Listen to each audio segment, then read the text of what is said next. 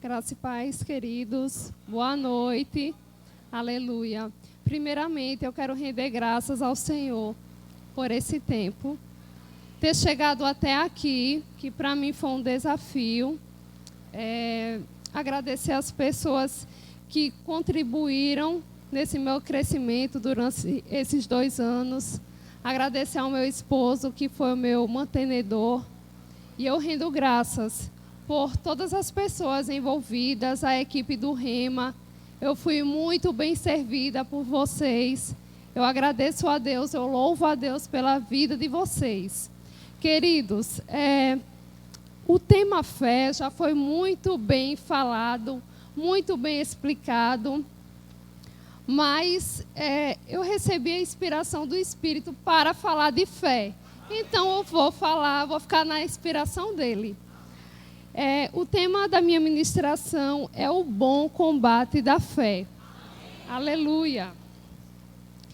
Queridos, a Bíblia fala apenas de um combate que temos que enfrentar, o bom combate da fé. Abram comigo, por favor, em 1 Timóteo, capítulo 6, versículo 12. 1 Timóteo, capítulo 6, versículo 12.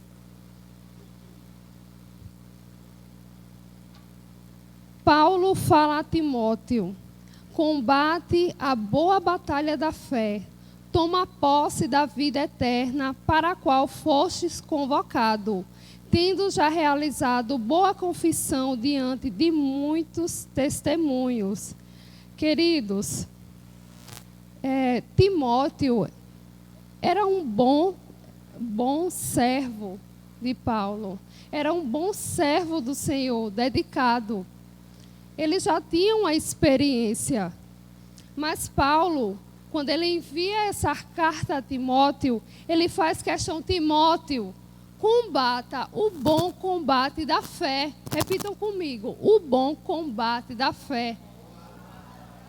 Novamente, o bom combate da fé. Glória a Deus. Queridos, e esse combate, ele serve para todos nós. Não há como escapar desse combate.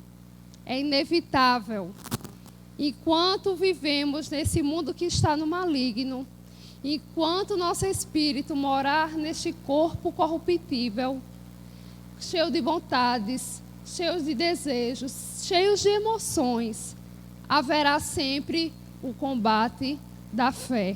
E Paulo diz: olha, o bom combate. Por quê? Porque é um mau combate. Também é um mau combate.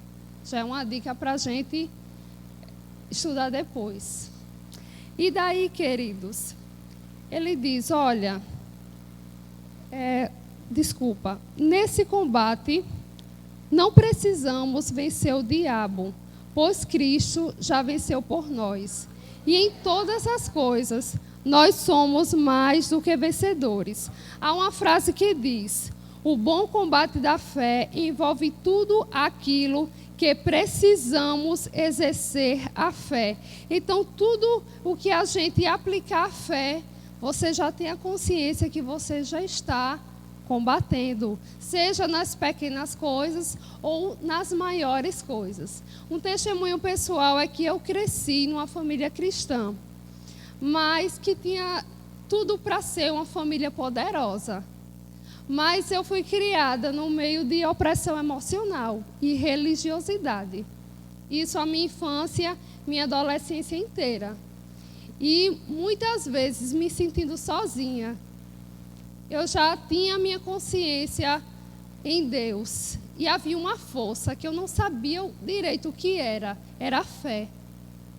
E ali eu sozinha, porque a minha família, ela não se afastou da igreja, ela desanimou. E eu fui ao contrário de todos os meus familiares, que ficaram parados em casa, desanimados. Eu sozinha, uma criança de 11, 12 anos, que naquele tempo não era tão perigoso andar por aí. E daí eu ia para a igreja, eu me envolvia na igreja. E essa fé que eu não sabia o que era, eu tinha só uma ideia, me fez avançar. Hoje eu não vivo, graças a Deus, essa realidade. Cristo já restaurou muitas coisas em mim. Mas está tudo certo? Não, não está tudo certo. Mas quando vem, quando eu sinto, aí, querido, eu falo o quê? A palavra. Eu abro a minha boca e começo a falar a palavra. E quando eu vejo aquilo que estava sentindo, aquilo que estava me cercando, não está mais perto de mim. Aleluia. Voltando. Como eu disse, não precisamos vencer o diabo, porque Cristo já venceu por nós.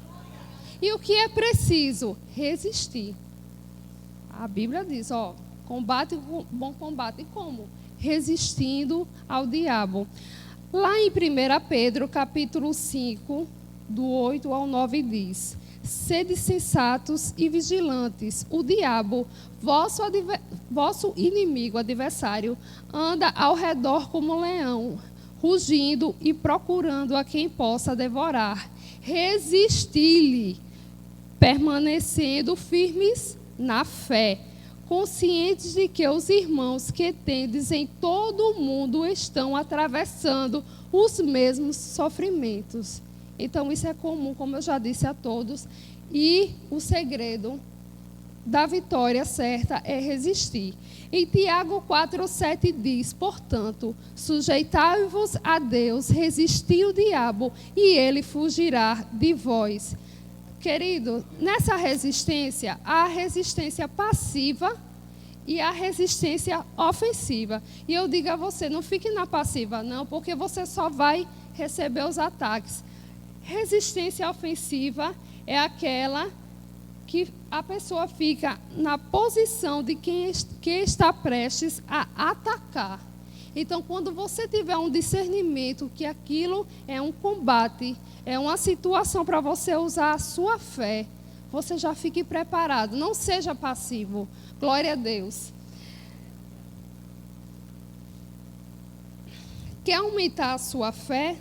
Em Romanos 10:17 diz: de sorte que a fé é pelo ouvir, e o ouvir pela palavra de Deus. Então, se você é uma pessoa que acha que a sua fé é pequena, aleluia, ouça a palavra de Deus. Leia a palavra de Deus. Fale essa palavra, que essa palavra ela é viva, ela é eficaz. Aleluia. Em Lucas capítulo 4, do 1 ao 13, fala da tentação de Jesus no deserto.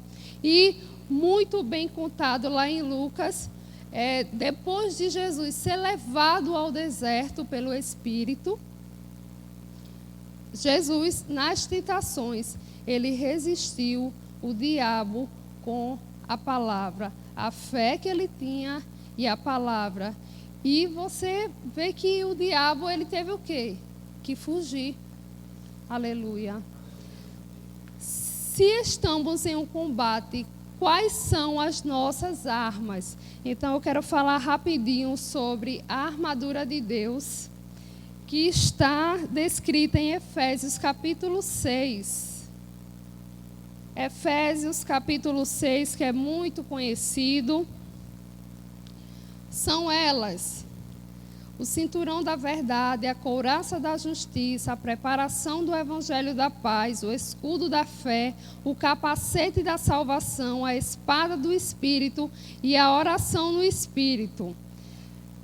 Eu vou ler rapidinho no versículo 10.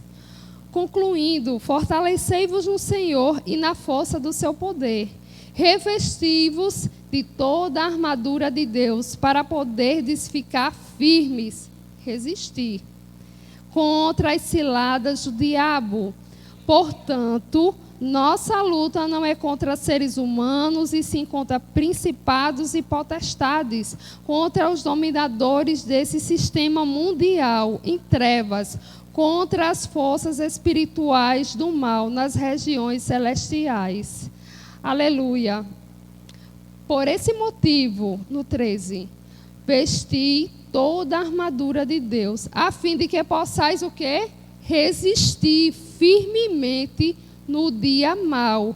E havendo batalhado até o final, permanecereis inabaláveis sem retroceder.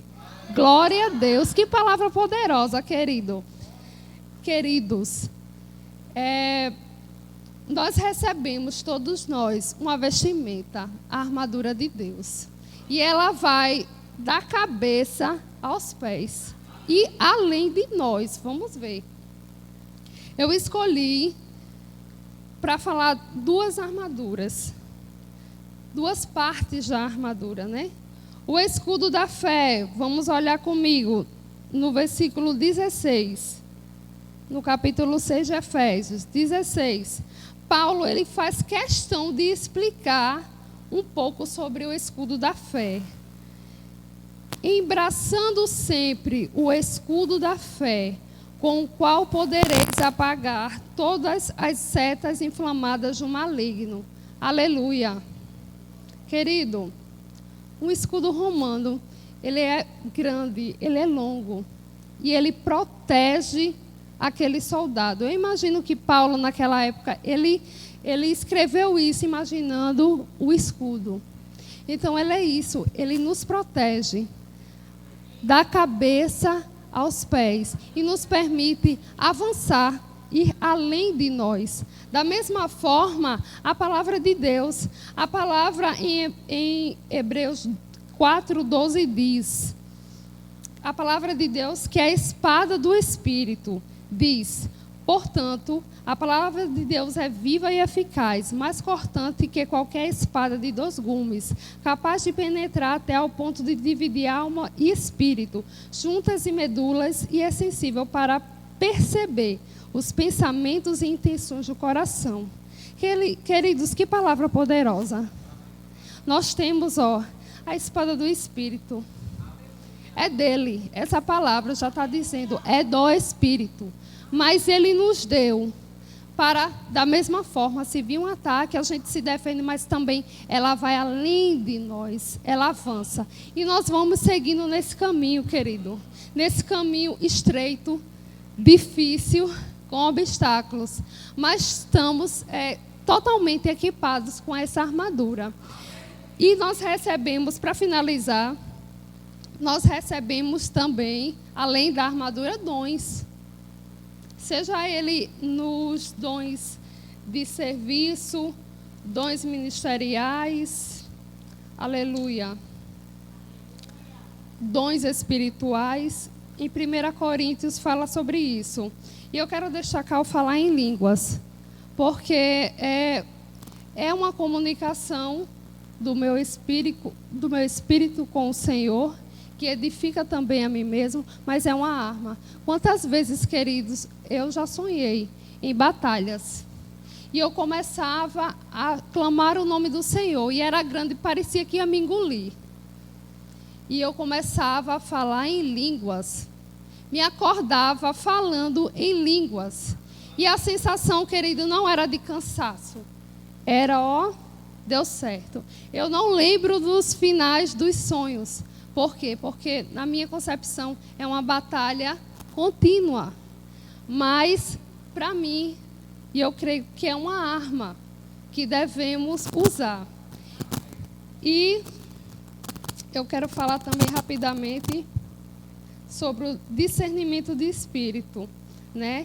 O uso do dom do discernimento espiritual é uma habilidade concedida pelo Espírito, onde o crente é capaz de julgar se alguém fala ou age pelo Espírito Santo ou por um espírito enganador. Então, hoje em dia é fundamental, querido, você querer esse dom. A Bíblia diz, peça ao Senhor os melhores dons. Você não vai ficar vendo toda hora Espírito, mas Ele vai começar a revelar a você coisas para você ir lá interferir e desfazer as obras do diabo. Glória a Deus.